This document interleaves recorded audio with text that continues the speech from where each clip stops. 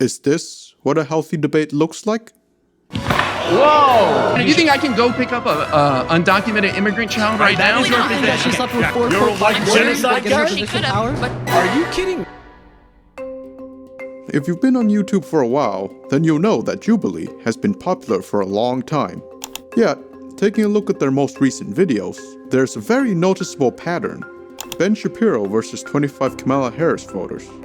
One liberal teen versus 20 Trump supporters. Men's right versus feminists. The list goes on and on, but one video caught my attention. Mehdi Hasan versus 20 far-right conservatives. Now, the fact that Mehdi Hasan agreed to be in this video is surprising to me. Mehdi is a well-known progressive broadcaster and journalist, and boy is he an effective speaker. The reality is that the rest of us aren't blowing ourselves up tonight. The reality is that the opposition came here tonight not worried about the fact that me and Adam might pull open our jackets and blow ourselves up tonight because we're followers of a warlike warrior religion. And if you were curious how well he did, just look at the comments. Damn. Let's return to his appearance on Jubilee. In this video, Mehdi is debating people he cannot disagree with more, including this guy, who's in support of a Catholic autocracy and a fan of Franco, the Spanish dictator. I think you can say I'm a fascist. Yeah, I am. Hasan shuts down the debate after this, realizing that there's no way that they can ever find common ground. Hasan holds himself excellently throughout the debate, despite the fact that many of those who spoke to him were downright disrespectful and xenophobic. I am an immigrant. I'm speaking from personal experience. Get the hell out. I don't even like... Throughout all of this, I can't help but ask myself the question, what is the point of debate at all? In school, we are taught that debate is a way to come together in consensus by hashing out disagreements. To pitch idea against idea to see which one is the strongest. And what about Jubilee's idea of what a debate is? The primary purpose of these videos is of course not to spark real civil discussions, but to produce monetizable content that can go viral. Just look at the participants chosen, who seem to always have the most extreme possible positions. Even in his own debate, Mehdi Hasan could not help but name this tension. You're a white genocide guy? I'm amazed that Jubilee find some of you guys. How do they find you? But what drives views in this case are disagreements and conflicts themselves. Therefore, the question is, what does content on YouTube do to shape our views of what debate looks like? Why do we enjoy it so much? The more I think about it, the more I realize that the commodification of disagreements and division is everywhere in our current society. The only factor that has changed is how much more effective channels like Jubilee have been able to do it. However, allow me to take you back to the 80s. Your computer dating service has the perfect mate for you. Your doctor. Do you go out with him? No, he's too familiar with me. Really? How familiar? He's seen me without my clothes on. And he didn't ask you out? No. Well, if he didn't ask you out then, he never will. Scruples, the new second edition. Scruples is a board game based around arguments and disagreements. It was invented in 1984 as a game that forces you to argue with your friends on moral dilemmas. I am, of course, not that old. I first stumbled upon Scruples a few years ago during college. My friends and I wanted to play a board game, so we decided to look at what the game room had to offer. Scanning around, I saw this game that was just collecting dust on the shelves with a title that appealed to me. Scruples, a game of moral dilemmas. To my friend's annoyance, I insisted that we play this game. I was in a class at the time that was discussing Kantian ethics, and I thought this would be the perfect game to flex those moral muscles. At the time when we all gathered, I thought that I had found the perfect board game for a casual hangout. I could not have been more wrong. The rules are simple. Each player has a few question cards in their hands. Here's an example question. You give your lover an expensive gift, then break up a month later. Do you give it back? You must then ask that question to a friend of your choosing.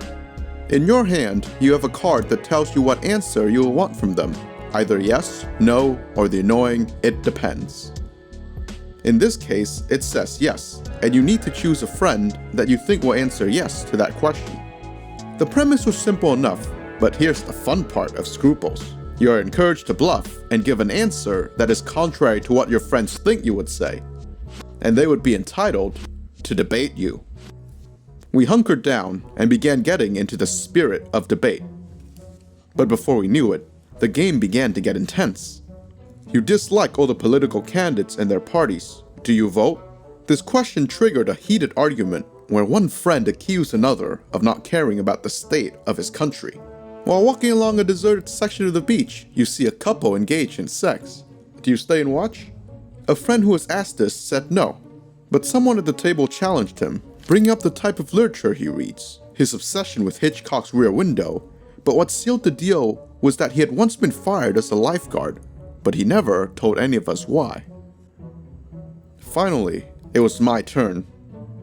The question I had was, you don't have enough money to finish college and you don't want to quit. Your uncle, who made his fortune gouging low-income tenants, offers to fund you. Do you take his money? I was at a crossroads. I needed someone to say yes, but I knew my friends well. No one genuinely would.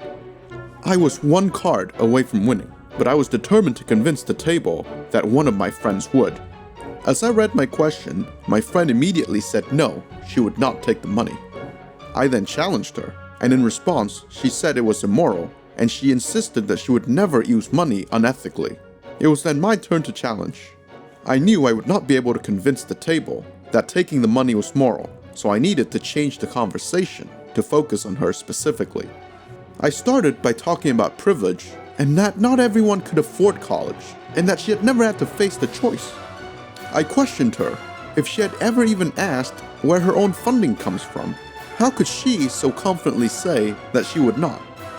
However, looking at my friends' faces, I knew this was not enough to persuade. I needed a strong, emotional appeal, so I began to present details of her life that had nothing to do with the dilemma. I brought up that she endorses ethical consumerism and donates to charity, but how is it that she's always decked out with the latest pair of Gucci glasses and expensive jewelry? Does she question all of the impact of the expensive vacations that her family goes on? Or how about the fact that she herself has taken money from relatives who worked for the very same companies she tells us are blacklisted? When the vote came, the table voted in my favor that she would take money from the gouging uncle. This time, there was no laughter that followed. My friend got up and left. The room suddenly fell silent. As I watched her leave, I realized in my exhilaration that I've pushed too far. What does it say about me that I kinda love this game? At first, I thought that it was me that was the problem, but then I started to look into the game. There were peculiarities, let's just say, the more you looked into it. Cards that ask if you would restore the death penalty after a grisly murder in your area. Or if you'd keep eating at a restaurant after it is found to exploit migrant labor. Who even came up with questions like these? And after a moment I thought, wait a second, this game was never about moral disagreements in the first place. It was always about arguing, gaslighting, and rage baiting. And then, it all clicked. To my horror, I found out that Scruples was made by Henry Makow, a far-right conspiracy theorist. Someone who makes his money off of controversial opinions. A man who writes about how feminism is actually a demonic depopulation scheme, and how the pandemic was a life drill for government subjugation. Henry had created a way to turn controversy into yet another marketable product. The controversial questions aren't a peculiarity. They were put in there because Henry knew that they would spark conflict. I had been tricked into becoming much like the right-wing pundits I despised, whose main goal in any debate is simply to win, mislead, and own their opponents.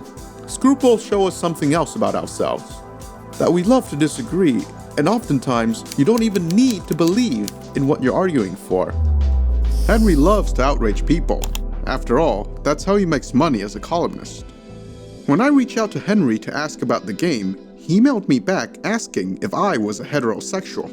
But the point isn't if he's evil or not, but his usage of controversies is excellent at drawing attention. Jubilee is guilty of this manipulation too. For instance, if Jubilee wanted to run a responsible debate on sensitive topics, common practice is to have a moderator who guides discussion and enforces rules. But of course they don't want that. They themselves pick people who they know would have the most unhinged opinions, who would not be good faith debaters. In the age of content, civil debate has very little space in the attention economy, which brings me to the commodification of disagreements. The commodification of our very political disagreements prevails even at the highest level of civic life. Politics become content, easily circulated on TV, and especially on sites like YouTube. According to media theorist Kate Eichhorn, all forms of cultural production reduced to the term content implies that all types of cultural production can be easily substituted and exchanged. Democrats versus Republicans, pro-life versus pro-choice, these all becomes part of the content industry. But this alone does not account for the popularity of the debates on Jubilee. Why do we like watching people get owned or make a fool of themselves in these videos? I mean, the topics that are being discussed in these videos isn't something trivial like should pineapple belong on pizza, which I think it should. Subscribe if you agree. What?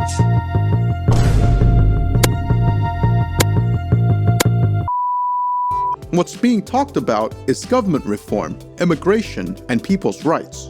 Yet, the fact that we enjoy this deserves attention. To Marxist theorist Slavoj Zizek, enjoyment both acknowledges and conceals the impossibility of the very same ideological construction it exists in. In other words, the political climate around us is filled with so many contradictions and so much absurdism that we are comforted when these are brought to the surface. In a Jubilee video, we see people literally jumping over each other to participate in heated but ultimately performative debates. And these participants, we see an over-identification with the abnormal aspects of our political climate. Usually, when you think of a place where political disagreements could arise, such as on the Thanksgiving dinner table, you want to avoid such topics like the plague. But in Jubilee, everyone is that relative that always wants every family gathering to become an argument about politics. Yet, this is deeply comforting for us to watch because we see the problems of our society manifested, be it in a somewhat manic way. If Zizek teaches me anything, it's never to underestimate how much you enjoy ideology. In this case, it is disagreement itself that becomes a fetish object of enjoyment. But what is lost when debate becomes commodified? When it only serves as a source of enjoyment. Returning to Mehdi Hasan, what I admire about him is that he's a very principled debater who thrives in both a civil environment and in a Jubilee video. In this video, Mehdi Hasan gives us great insights on how to win in these types of debates. If a debate is like a knife fight, then what Hasan teaches you is how to wrestle your opponents to the ground. An advice that he has is to mock your opponent, expose their contradictions.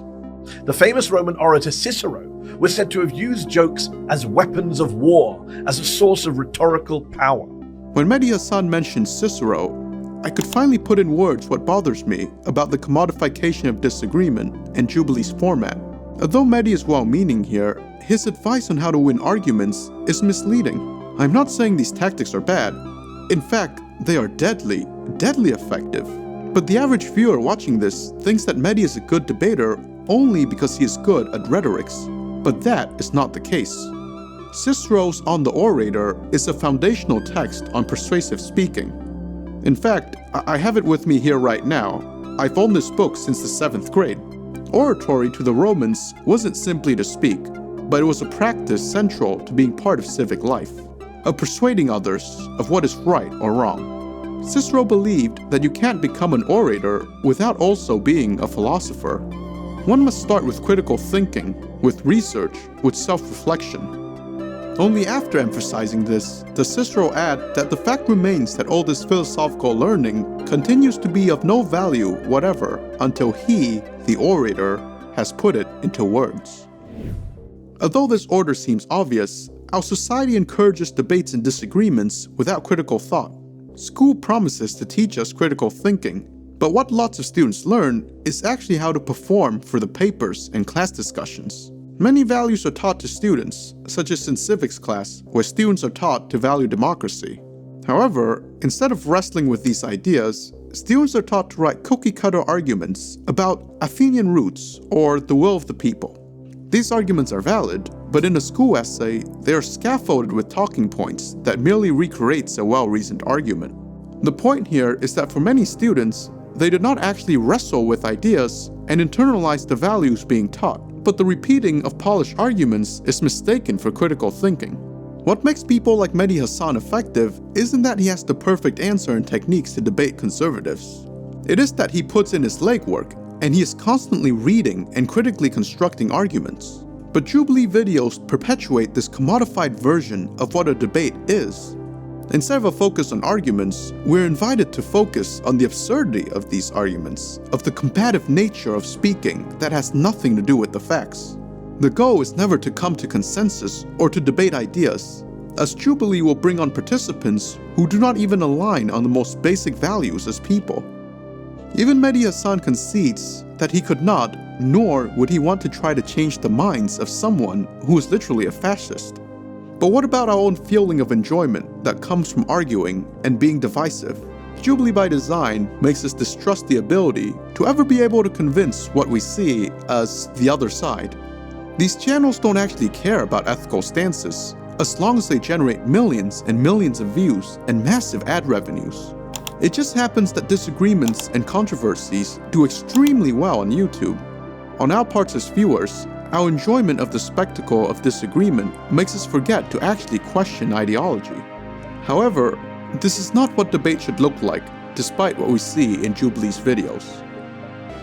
As I put the lid on Scruples, I realized that what it exposed was how good we've all become at arguing with one another. I became a bit afraid of even my own abilities to convince my friends of what to believe, as I won card after card, making arguments I don't even believe in. When the expectation of the game is to win and dominate an opponent, debate can only divide us more than it can help us come together. I did win as Scruples, but the excitement came at the cost of having made myself more alone.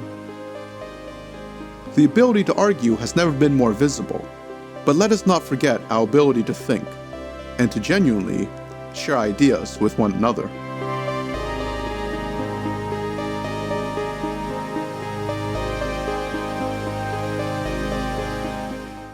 Thank you very much for watching, and please subscribe. Consider checking out my other videos like how Squid Game fails to critique capitalism.